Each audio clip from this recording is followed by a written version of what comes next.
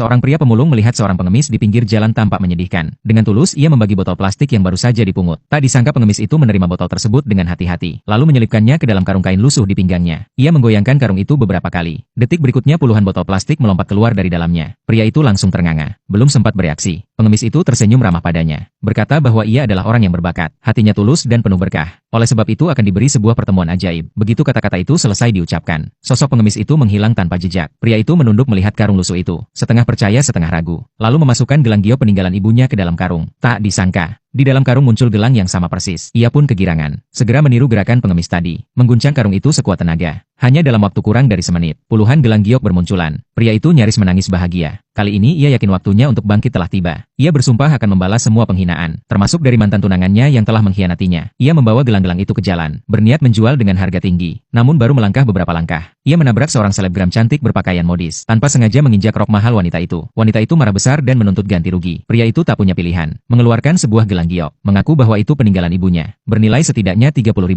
Wanita itu melihat sekilas dan mengejek, mengatakan itu hanya barang murahan kaki lima, bahkan bersumpah kalau gelang itu asli, ia bersedia menjadi pembantu pribadi si pria. Ia langsung menelepon seorang ahli barang antik. Ahli itu baru melihat gelang dari layar, mata langsung membelalak. Begitu tahu pria itu punya satu karung penuh, ia pun langsung berkata agar wanita itu menunggunya di tempat. Beberapa menit kemudian, ahli itu datang sendiri dengan tergesa-gesa. Setelah memeriksa gelang dengan cermat, ia gemetar penuh semangat, mengatakan gelang itu bernilai $50.000 per buah, dan ingin membeli semuanya. Wanita itu langsung terdiam tak percaya. Ahli itu segera mentransfer uangnya. Sebelum pergi, ia mengundang si pria untuk hadir di malam hari, dalam acara lelang dan pameran koleksi paling bergengsi. Pria itu mulai bimbang, karena ia tahu, mantan tunangannya juga akan hadir. 3 hari lalu, wanita itu dan kekasih barunya si anak orang kaya, bekerja sama menjebaknya, mencuri resep pengobatan warisan keluarganya, lalu mempermalukannya di depan umum. Kini kesempatan untuk membalas telah datang. Wanita selebgram yang melihat semua itu, langsung berubah sikap, bersedia jadi pembantunya dan ikut ke acara malam itu. Malam pun tiba. Mereka datang ke lokasi acara, tepat seperti dugaannya. Mantan tunangannya dan si anak orang kaya juga ada di sana. Melihat pria itu muncul, mereka tertawa mencibir, menghina bahwa pemulung sepertinya tak pantas datang ke tempat seperti ini. Bahkan pembawa acara pun menganggap mereka memalukan, hampir saja mengusir mereka. Namun pada saat itulah,